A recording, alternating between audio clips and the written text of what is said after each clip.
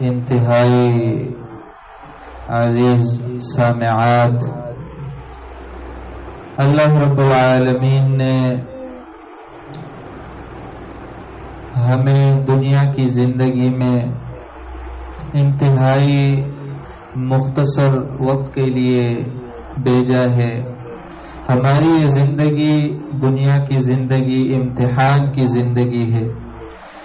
اس میں ہم نے ہر بہترین صفت کو اپنانا ہے اور ہر وہ صفت جو برائی پر منتج ہو اس سے ہم نے بچنا ہے۔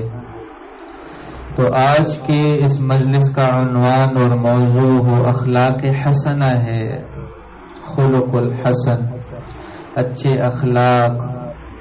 اچھے اخلاق کے بارے میں دین اسلام نے ہمیں اس کی بہت بڑی اہمیت سمجھائی ہے اور دین اسلام میں اس کا بہت بڑا مقام ہے، جو قرآن کریم کی بہت ساری آیات سے ہمیں معلوم ہوتی ہے، نبی کریم صلی اللہ علیہ وسلم کے فرامین سے ہمیں یہ بات معلوم ہوتی ہے کہ جو لوگ اس بہترین صفت کو اپناتے ہیں اللہ رب العالمین نے ان کی مدح و تعریف بیان کی ہے، اور جو لوگ اس بہترین صفت سے عاری ہو، بد اخلاق ہو، ان کی مذمت بیان کی گئی ہے دین اسلام میں۔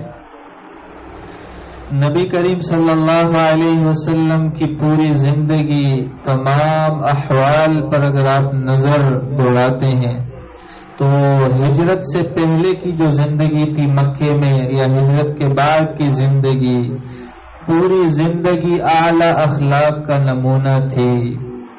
اللہ رب العالمین نے اپنے مومن بندوں کو بار بار اس بات کا حکم دیا ہے اپنے اس عظیم کتاب میں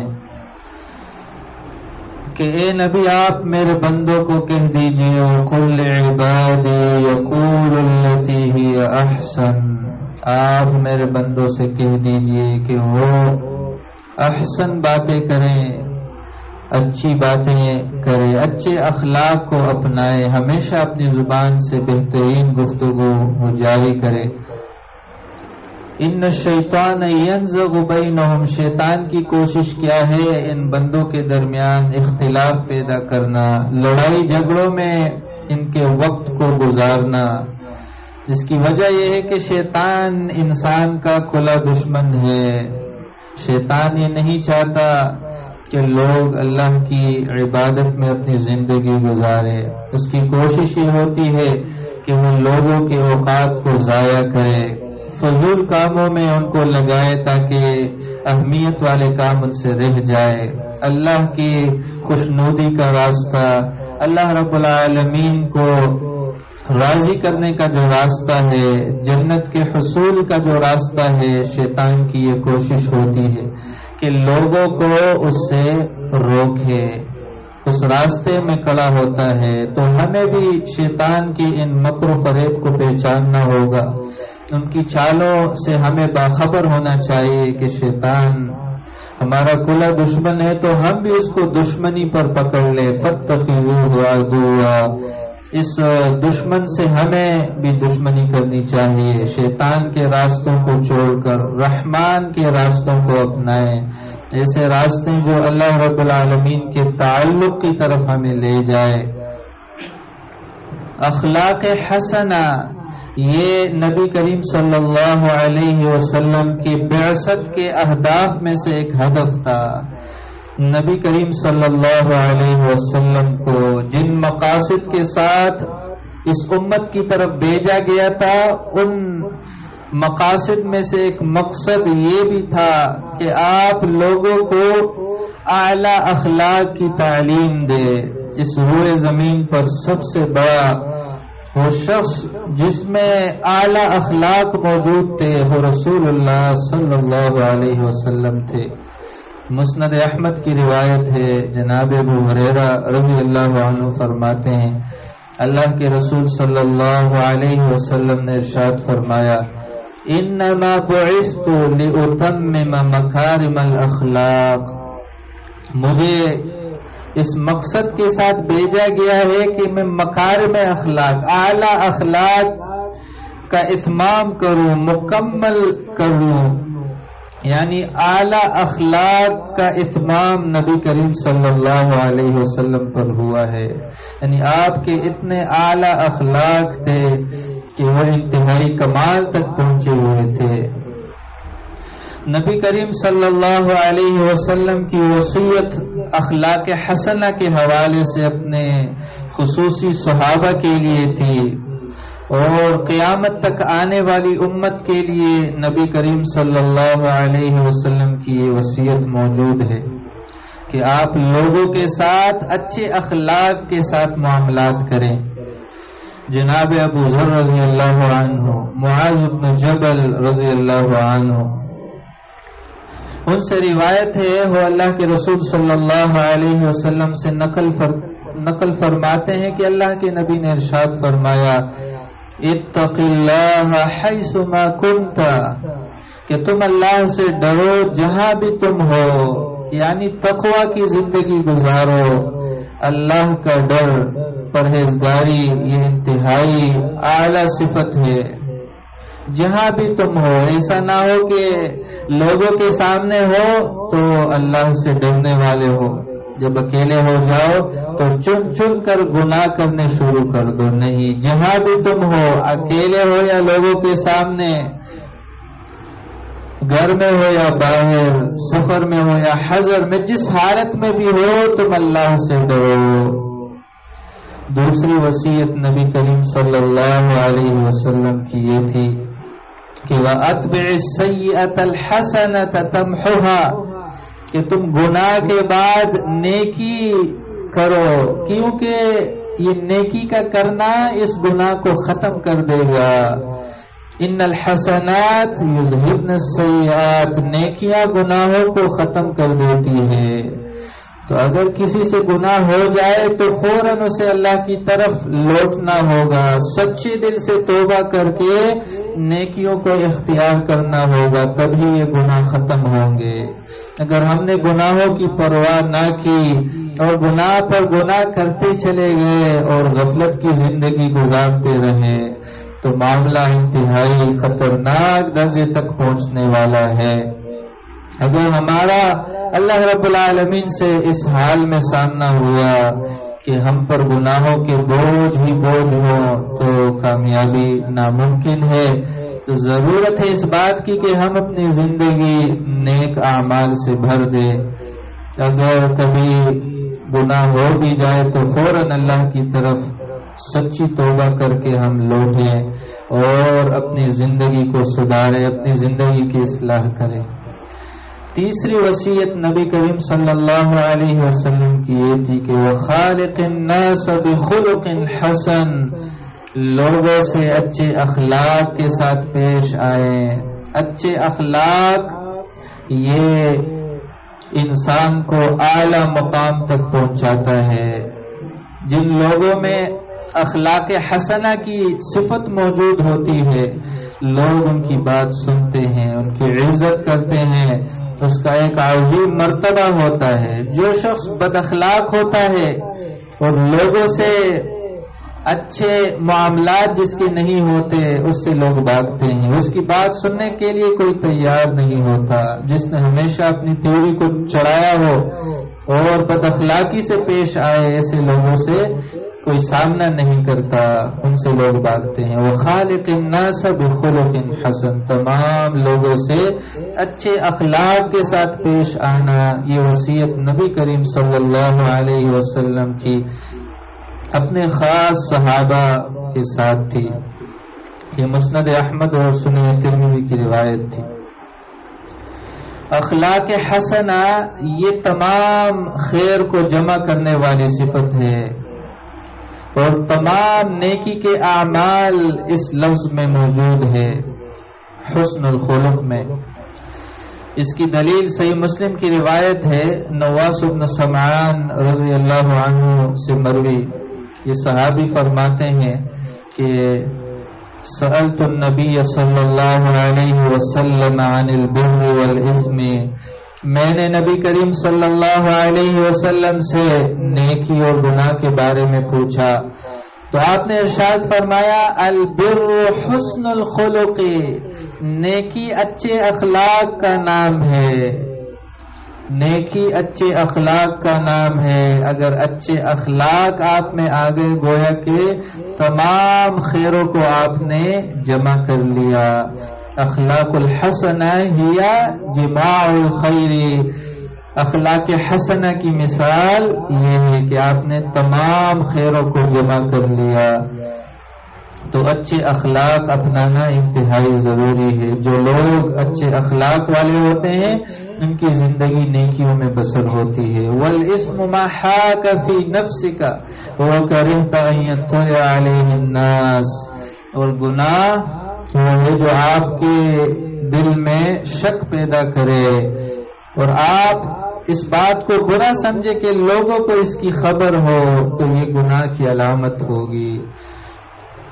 نیکی ہو لوگوں سے چھپانا کوئی اپنے لیے عزت نہیں سمجھتا، بلکہ لوگوں کو اگر خبر ہوتی ہے تو اس میں ایک دعوت کا پہلو ہوتا ہے، لیکن کچھ چیزیں ایسی ہوتی ہے جو انسان لوگوں سے چھپاتا ہے۔ تو اگر آپ ایک چیز کو لوگوں سے چھپائیں گے، آپ اس بات کو برا سمجھے کہ یہ لوگوں کو معلوم ہو، تو یہ گناہ کی علامت ہوگی۔ تو ہمیں نیکی کو اختیار کرنا ہے اور ہر وہ کام جو گناہ والا ہو، اللہ کی نافرمانی والا ہو، اس کو ہم نے چھوڑنا ہے۔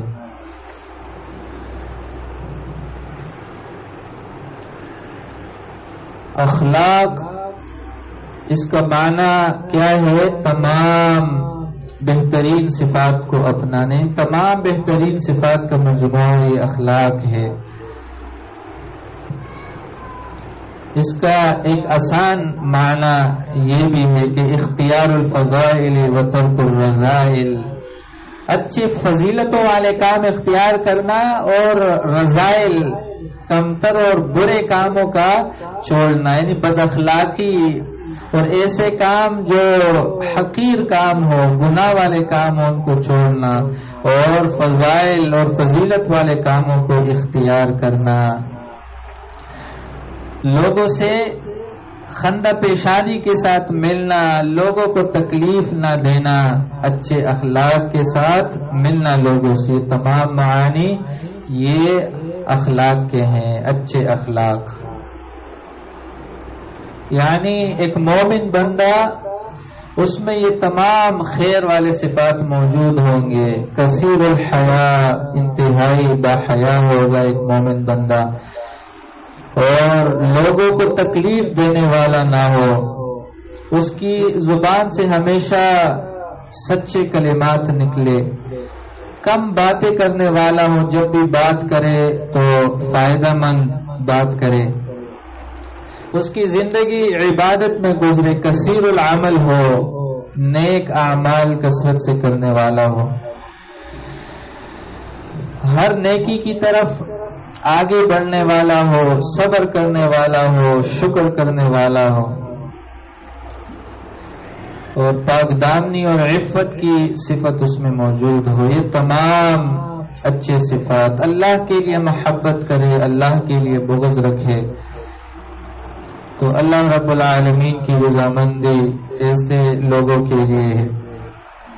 یہ لوگ نیکوکار ہیں، صالحین میں ان کا شمار ہوگا، جیسا کہ سورۃ آل عمران میں اللہ رب العالمین نے ان صفات کا تذکرہ کر کے فرمایا کہ یہ لوگ نیکوکاروں میں سے ہیں۔ یؤمنون باللہ والیوم الآخر ویأمرون بالمعروف وینہون عن المنکر ویسارعون فی الخیرات وأولئک من الصالحین۔ وہ اللہ پر ایمان لاتے ہیں، آخرت کے دن پر ایمان لاتے ہیں، نیکی کا حکم دیتے ہیں اور برائی سے روکتے ہیں، اور نیکی کے کاموں میں مسارعت کرتے ہیں، جلدی کرتے ہیں، ایک دوسرے سے آگے بڑھتے ہیں۔ یہ بہترین صفات جن میں موجود ہوں گے وہ صالحین ہوں گے، نیکوکار ہوں گے۔ حسن الخلق، اچھے اخلاق جس نے اپنائے اس کو بہت سارے فوائد حاصل ہوں گے۔ ان فضائل اور ثمرات کو حاصل کرنے کی ہم سب کو ضرورت ہے۔ پہلا سب سے بڑا فائدہ اچھے اخلاق کو اپنانے کا یہ ہے کہ انسان تمام لوگوں میں بہترین بن جائے گا۔ صحیحین کی روایت ہے، عبداللہ ابن عمر رضی اللہ عنہما اس حدیث کے راوی ہیں کہ نبی کریم صلی اللہ علیہ وسلم کا ارشاد ہے کہ ان من خیارکم احسنکم اخلاقا، تم میں سے بہترین وہ شخص ہے جو تم میں سب سے زیادہ اچھے اخلاق والا ہو۔ جو بھی اچھے اخلاق کو اپنائے گا وہ تمام لوگوں میں ممتاز ہوگا، بہترین صفت والا شخص ہوگا۔ تو ہم میں سے ہر ایک کو اس فضیلت کو حاصل کرنے کی کوشش کرنی ہے کہ ہم تمام لوگوں میں بہترین بن جائے، خیریت کی صفت ہم میں آ جائے۔ اگر ہم تمام لوگوں میں بہترین بن جائے تو یقیناً ہم کامیابی کے راستے پر گامزن ہو جائیں گے۔ دوسرا بڑا فائدہ اچھے اخلاق کو اپنانے کا وہ یہ ہے کہ یہ کمال ایمان کی علامت ہے۔ اس شخص کا ایمان مکمل ہے، کمال تک پہنچ گیا ہے جو اچھے اخلاق اپنانے والا ہے۔ ابو ہریرہ رضی اللہ عنہ سے مروی ہے، سنن ترمذی کی روایت ہے کہ نبی کریم صلی اللہ علیہ وسلم نے ارشاد فرمایا اکمل المؤمنین ایمانا احسنهم خلقا، مومنوں میں سے کامل ترین ایمان والا وہ شخص ہے جس کے اخلاق سب سے اچھے ہوں۔ بہت ساری ایسی احادیث ہیں جس میں نبی کریم صلی اللہ علیہ وسلم نے اچھے اخلاق کے فضائل ذکر کیے ہیں۔ جو لوگ اچھے اخلاق کو اپناتے ہیں انہیں اللہ رب العالمین کی محبت حاصل ہوتی ہے۔ اللہ کی محبت، اللہ کی رضامندی بہت بڑی نعمت ہے۔ مسند احمد کی روایت ہے، نبی کریم صلی اللہ علیہ وسلم کا فرمان ہے کہ احب عباد اللہ الی اللہ احسنهم خلقا، اللہ کے بندوں میں محبوب بندے اللہ کو وہ ہیں جو لوگوں میں سے اچھے اخلاق والے ہوں۔ تو اگر ہم اللہ کے محبوب بننا چاہتے ہیں کہ اللہ تعالیٰ کی محبت، اس عظیم رب رحمان ذات کی محبت ہمیں حاصل ہو جائے تو ہمیں اچھے اخلاق اپنانا ہوگا۔ یہ تمام بہترین صفات ہمیں اپنانے ہوں گے۔ قرآن کریم کی بیشتر آیات میں ان صفات کے ساتھ اللہ کی محبت کا تذکرہ کیا گیا ہے۔ سورۃ آل عمران کی جو آیت نمبر 134 ہے اس میں فرمایا گیا واللہ یحب المحسنین، اور اللہ تعالی محبت فرماتا ہے احسان کرنے والوں سے۔ سورہ آل عمران آیت نمبر 146 میں اللہ تعالیٰ کا فرمان ہے واللہ یحب الصابرین، اور اللہ تعالیٰ صبر کرنے والوں کو پسند فرماتا ہے۔ سورۃ المائدہ کی آیت نمبر 42 میں ہے ان اللہ یحب المقسطین، اللہ تعالیٰ انصاف کرنے والوں کو پسند فرماتا ہے۔ تو یہ بہترین صفات جو بھی اپنائیں گے یہ اللہ رب العالمین کی محبت حاصل کرنے میں کامیاب ہو جائیں گے۔ اچھے اخلاق والا شخص وہ بہت بڑے بڑے درجات کو حاصل کرنے میں کامیاب ہو جاتا ہے۔ سنن ابی داؤد کی روایت ہے، ام المؤمنین عائشہ رضی اللہ عنہا سے مروی ہے، وہ فرماتی ہے میں نے اللہ کے رسول صلی اللہ علیہ وسلم کو فرماتے ہوئے سنا، آپ نے ارشاد فرمایا ان المؤمن لا یدرک بحسن خلقہ درجۃ الصائم القائم، ایک مومن بندہ اچھے اخلاق کے ذریعے روزے داروں اور قیام اللیل کرنے والوں کے درجے تک پہنچ جاتا ہے۔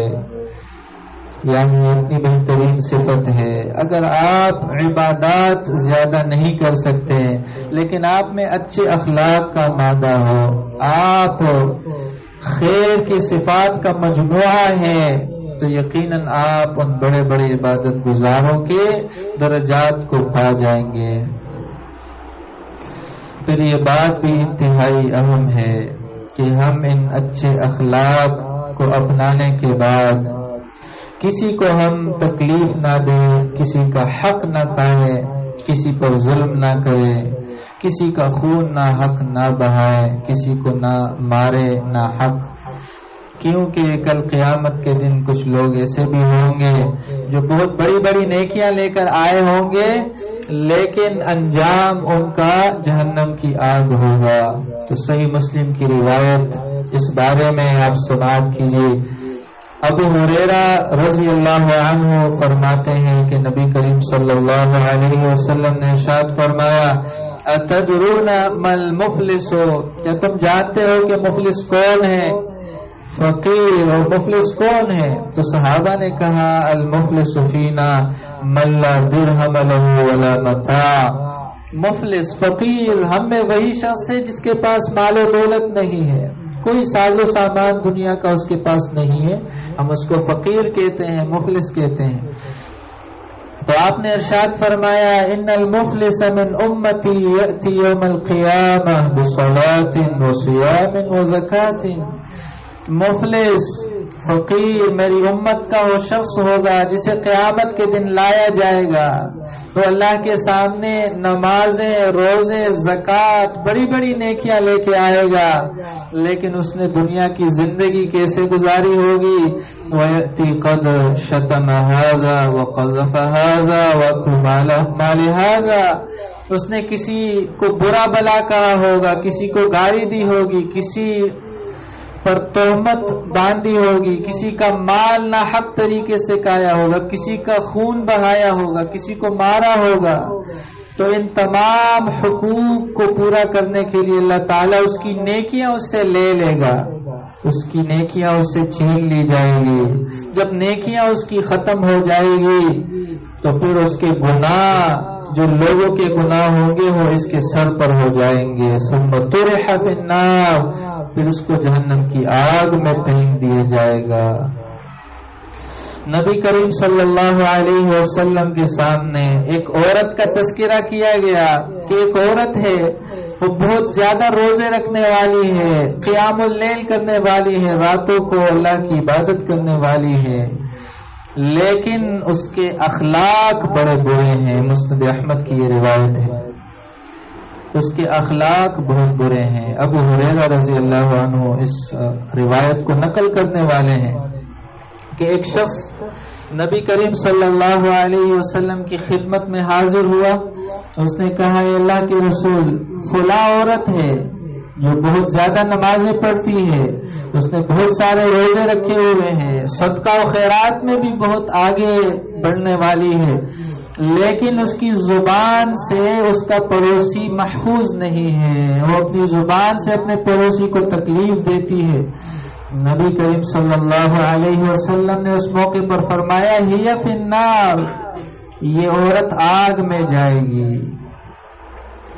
یعنی بظاہر بہت بڑے بڑے اعمال اس نے کیے ہیں، لیکن اس میں اچھے اخلاق نہیں ہے، اس کا پڑوسی اس سے تنگ ہے، اس کی زبان انتہائی بری ہے، جس کے ذریعے اپنے پڑوسی کو تکلیف دیتی ہے، تو یہ اتنا برا عمل ہے کہ جس کی وجہ سے جہنم کی آگ میں جائے گی، جہنم کی آگ میں اس عورت کو پھینک دیا جائے گا۔ دوسری عورت کا تذکرہ کیا گیا جو اچھے اخلاق والی تھی کہ یا رسول اللہ، اللہ کے رسول، فلاں عورت ہے جو بہت زیادہ روزے تو نہیں رکھتی، جس کے صدقہ و خیرات بہت کم ہے، جس کی نمازیں بھی کم ہے، یعنی نوافل مراد ہے، لیکن اس میں یہ صفت ہے کہ وہ اپنے پڑوسی کو تکلیف نہیں دیتی ہے، یعنی اس کی زبان سے کوئی تنگ نہیں ہے، اس کا پڑوسی بھی محفوظ ہے۔ تو آپ نے اس موقع پر فرمایا، ہی فی الجنہ، یہ عورت جنت میں جائے گی۔ تو اچھے اخلاق نے اس ایک عورت کو جنت میں پہنچا دیا، اور برے اخلاق کی وجہ سے ایک عورت بظاہر بہت بڑے بڑے اعمال بھی کر رہی ہے، لیکن اللہ کے نبی نے اس عورت کے بارے میں فرمایا کہ وہ آگ میں جائے گی۔ تو ہمیں ہمیں چاہیے کہ ہم اچھے اخلاق کو اپنائیں تاکہ ہم جنت والوں میں سے ہو جائیں۔ اچھے اخلاق کا ایک اور بڑا فائدہ کہ یہ کل قیامت کے دن میزان حسنات میں سب سے بھاری ہوگا۔ سنن ابو داؤد، سنن ترمذی کی روایت ہے، ابو درداء رضی اللہ عنہ سے مروی ہے کہ نبی کریم صلی اللہ علیہ وسلم نے ارشاد فرمایا، ما من شیء اثقل فی میزان المؤمن یوم القیامت من خلق حسن، کوئی بھی چیز مومن کے میزان میں کل قیامت کے دن اچھے اخلاق سے زیادہ بھاری نہیں ہوگا۔ جس شخص کے اخلاق اچھے ہوں تو کل قیامت کے دن اس کا میزان سب سے بھاری ہوگا، اس میں وزن جس عمل کا سب سے زیادہ بھاری ہوگا وہ اچھے اخلاق ہیں۔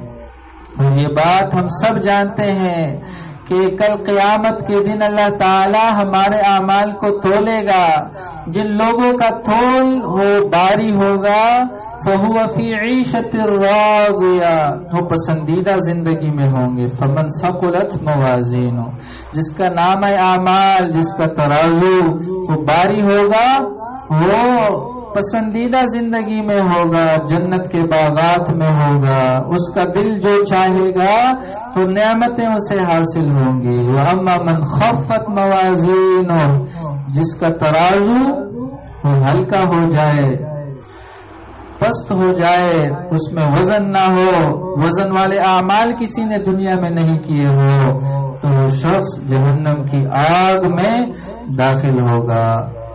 نار حامیہ، جہنم کی آگ انتہائی ہولناک ہوگی، انتہائی گرم ہوگی۔ تو ہمیں چاہیے کہ ہم اچھے اخلاق کو اپنانے والے بن جائیں تاکہ جنت کی نعمتوں کے حقدار بن جائے اور جہنم کی آگ سے بچنے والوں میں ہمارا شمار ہو جائے۔ اللہ رب العالمین ہمیں عمل کرنے کی توفیق عطا فرمائے۔ وأقول قولي هذا وأستغفر الله لي ولكم ولسائر المسلمين، جزاكم الله خيرا وأحسن الجزاء۔